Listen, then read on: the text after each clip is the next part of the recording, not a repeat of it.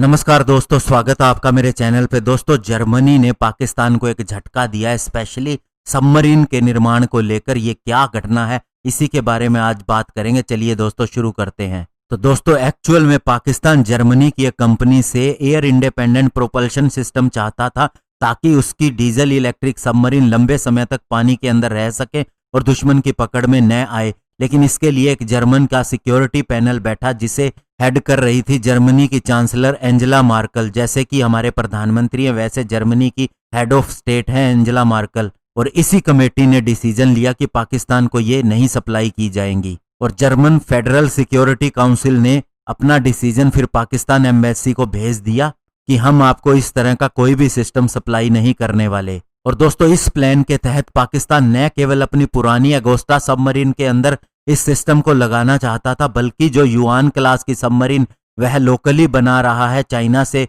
मदद लेके, और साथ ही चाइना से खरीद भी रहा है। उस प्रोजेक्ट के लिए भी चाइना को ये AIP सिस्टम चाहिए था। और अगर पाकिस्तान को ये AIP सिस्टम मिल जाता तो इससे उसकी कॉम्बैट कैपेबिलिटी बढ़ जाती, क्योंकि ये अलाउ करता उसकी सबमरीन को लंबे समय तक पानी के अंदर रहने को लेके, और उसे एटमॉस्फेरिक एयर के ऊपर डिपेंड नहीं रहना पड़ता था। और दोस्तों, नॉर्मली कोई भी कन्वेंशनल सबमरीन होती है तो इससे हर दूसरे दिन सरफेस पे आना पड़ता है, ताकि यह एयर ब्रीथ कर सके अपने डीजल इंजन के द्वारा, और इस तरह से उसको डिटेक्शन का रिस्क रहता है। और दोस्तों, ये AIP सिस्टम आज के समय में बहुत ही ज्यादा इंपॉर्टेंट है। इसके बिना अगर आप कोई सबमरीन का इस्तेमाल करते हैं तो आप ये लगा लीजिए कि उसकी आधी पावर कम हो जाती है, फिर ये कॉन्सेप्ट ही खतरे में पड़ जाता है। और जहां तक इंडिया की बात करें तो इंडिया की DRDO भी ऐसे ही सिस्टम को डेवलप कर रही है। और लास्ट ईयर उस समय बहुत बड़ा माइलस्टोन हमने छू लिया, जब सफलतापूर्वक DRDO ने इसका लैंड बेस्ड प्रोटोटाइप टेस्ट किया, और इससे ये क्लियर हो गया कि अब इंडिया के पास भी AIP सिस्टम आ चुका है,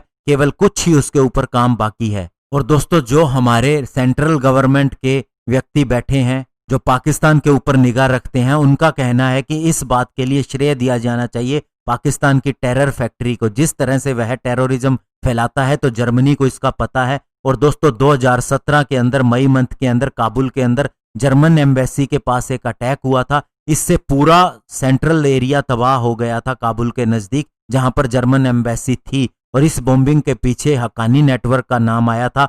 और आप सभी जानते हैं कि हक्कानी नेटवर्क को कौन सपोर्ट देता है, डायरेक्टली पाकिस्तान और उसकी ISI। इसके अलावा अफगान नेशनल डायरेक्टरेट ने भी डायरेक्टली इसका ब्लेम पाकिस्तान द्वारा स्पॉन्सर किए जा रहे हक्कानी नेटवर्क के ऊपर लगाया। और साथ ही दोस्तों, जर्मनी के साथ इंडिया का रिलेशन बहुत ही अच्छा है। ऐसे में इंडिया को भी नाराज नहीं करना चाहेगा जर्मनी, ये भी एक कारण है। और दूसरा, बाकी देशों का भी बहुत ज्यादा दबाव है पाकिस्तान के ऊपर। उसके साथ किसी की भी नहीं बनती, केवल तुर्की और चाइना को छोड़ के। और मलेशिया थोड़ा सा उसका साथ दे रहा था, लेकिन उसे भी समझ में आ गया। तो ऐसे में दोस्तों, पाकिस्तान को ये बहुत बड़ा झटका है और हमारे लिए ये अच्छी खबर है। धन्यवाद। जय हिंद।